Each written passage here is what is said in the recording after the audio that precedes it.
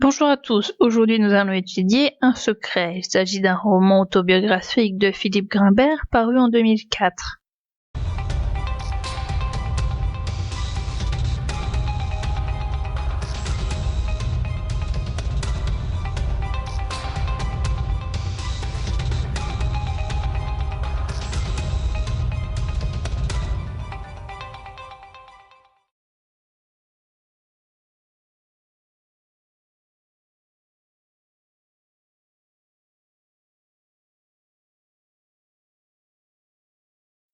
Philippe dit qu'enfant il s'est inventé un frère imaginaire qui l'accompagne dans beaucoup de moments de ses journées, mais aussi une partie de la nuit.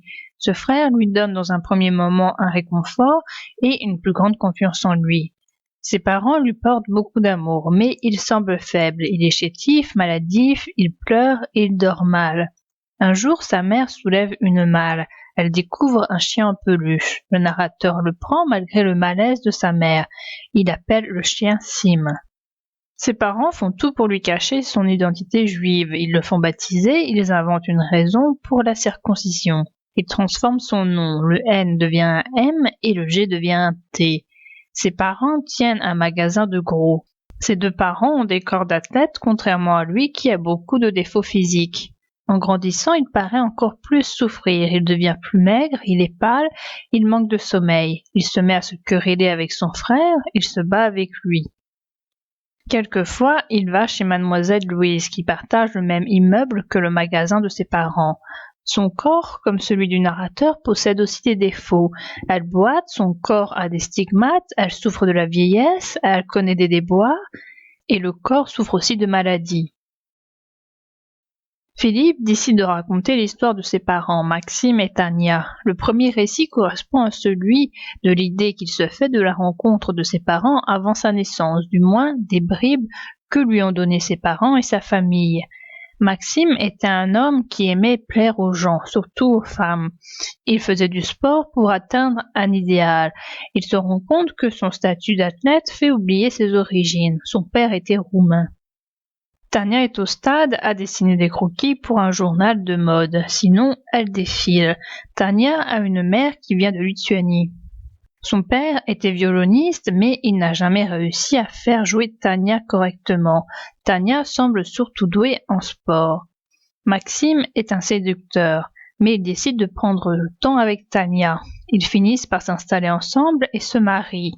La guerre éclate.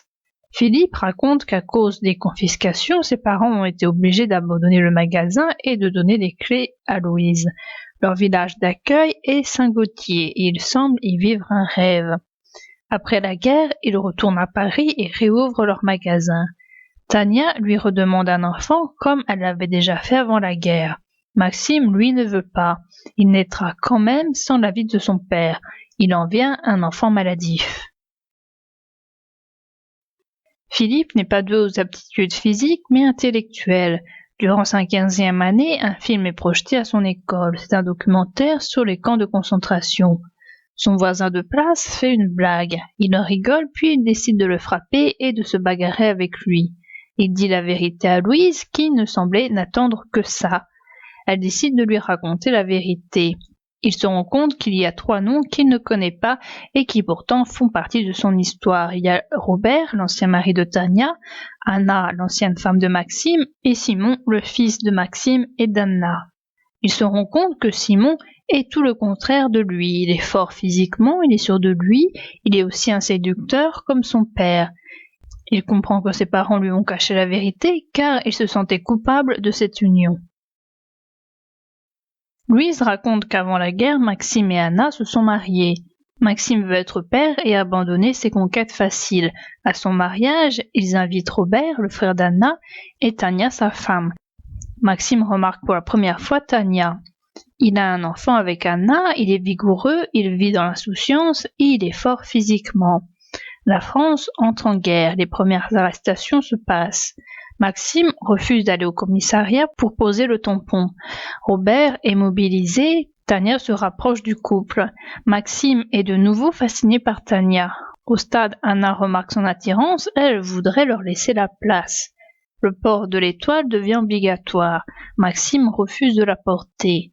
Tania pense de plus en plus à Maxime, même si elle s'en veut car il est marié.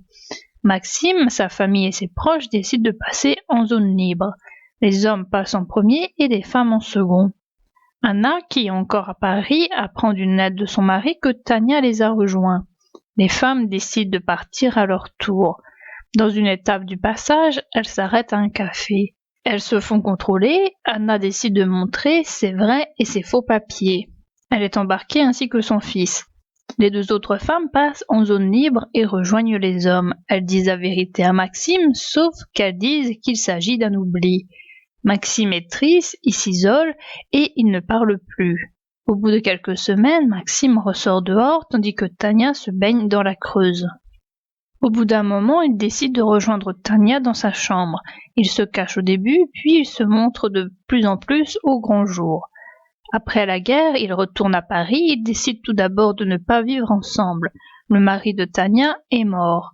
Peu à peu, Maxime se fait à l'idée qu'ils ne reviendront pas. C'est alors que Maxime et Tania envisagent une vie commune. Après l'histoire racontée par Louise, Philippe ne voit plus ses parents comme des êtres parfaits, mais avec des défaillances. Ils vieillissent, même si Maxime a du mal à l'accepter. Après avoir appris la vérité, Philippe, au contraire, a l'air de prendre de la vigueur. Le narrateur laisse Sim de côté car il ne le supporte plus connaissant sa vérité. Il a un autre chien, Echo. Philippe se documente sur les gens qui sont morts en déportation. Il apprend qu'Anna et Simon ont été à Auschwitz et qu'ils ont été gazés le lendemain de leur arrivée. Après son bac, il décide de suivre des études de psychanalyse. En rentrant à la fac, il apprend que le chien est mort. Son père se sent responsable et il profite de lui dire qu'il n'est responsable que de cela seulement. Il lui dit qu'Anna et Simon sont morts le lendemain de leur arrivée au camp, ils n'ont donc pas connu le calvaire. Sa mère a une hémorragie cérébrale, elle perd l'usage de ses jambes et de sa parole. Maxime ne le supporte pas et décide de sauter du balcon avec sa femme pour se suicider. Sa mère est enterrée tandis que son père va au crématorium pour rejoindre sa femme et son fils. Il envoie une photo de Simon à un ouvrage sur les enfants déportés et morts. Cet ouvrage est en quelque sorte la tombe de son frère. Un jour, lui et sa fille décident d'aller dans un bois et ils y trouvent un cimetière. Il s'agit d'une ancienne propriété du mari d'une fille de Laval. Ils se rendent compte que c'est un cimetière pour chiens. Il se souvient de son propre chien qui a été incinéré et de son frère qui n'a pas eu de tombe. C'est face à ce cimetière qu'il décide d'écrire ce livre. J'aime le style de l'auteur, c'est incroyable comme le roman est aéré, il est fluide, il se lit très rapidement. Je l'ai lu en 2 heures et encore j'ai pris des notes, donc il peut être lu encore plus rapidement. Il y a 2 éléments sur la page de couverture. Tout d'abord, ce qui saute aux yeux est le nom de l'auteur. On se rend compte qu'il a écrit son nom qui a été changé par son père et non son nom d'origine.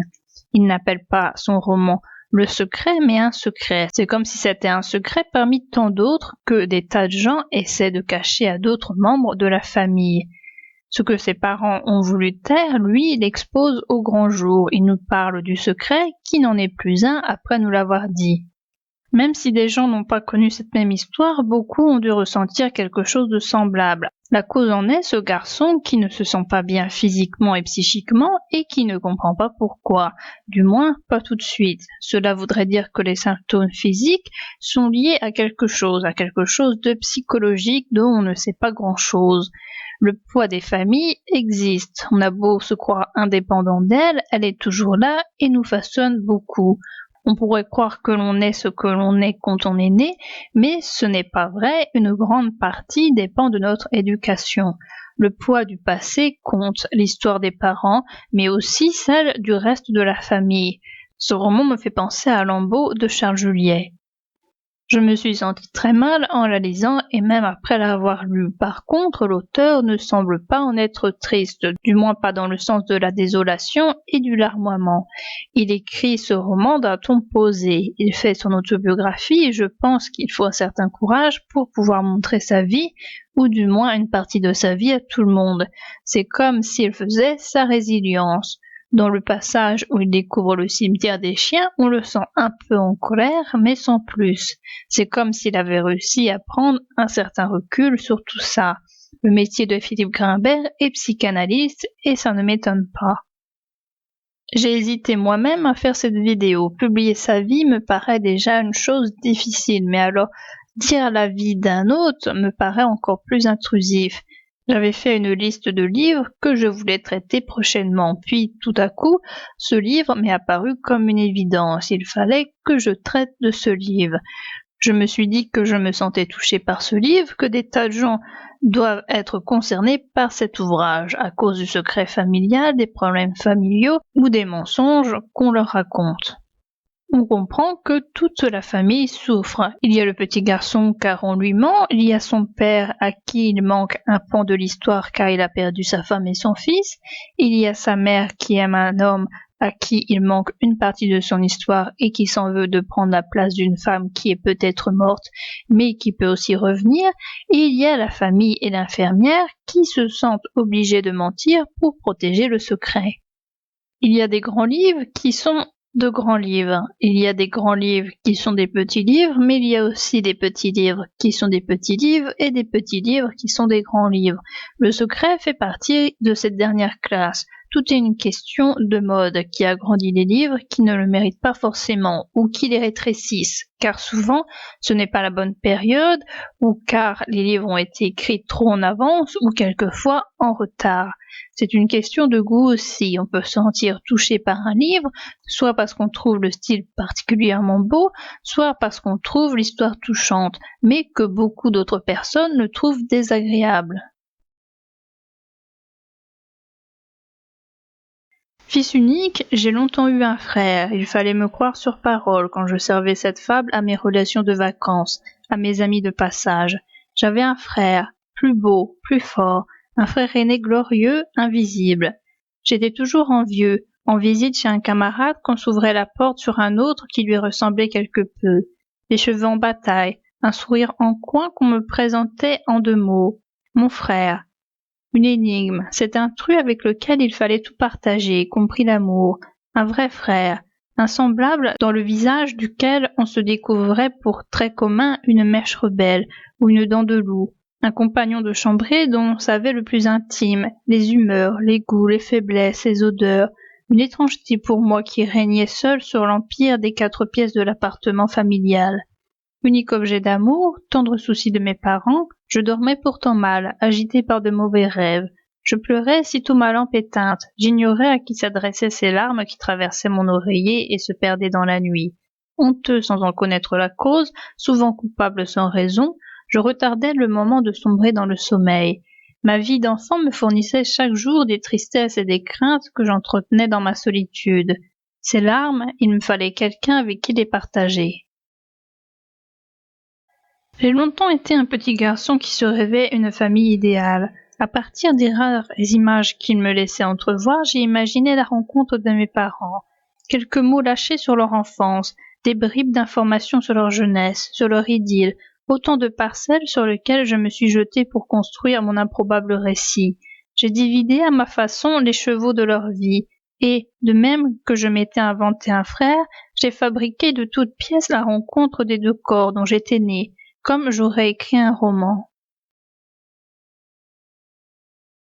Et c'est Louise qui m'avait fait le rencontrer. Il fallait bien qu'un jour ou l'autre son fantôme apparût dans cette brèche qui surgit de ses confidences.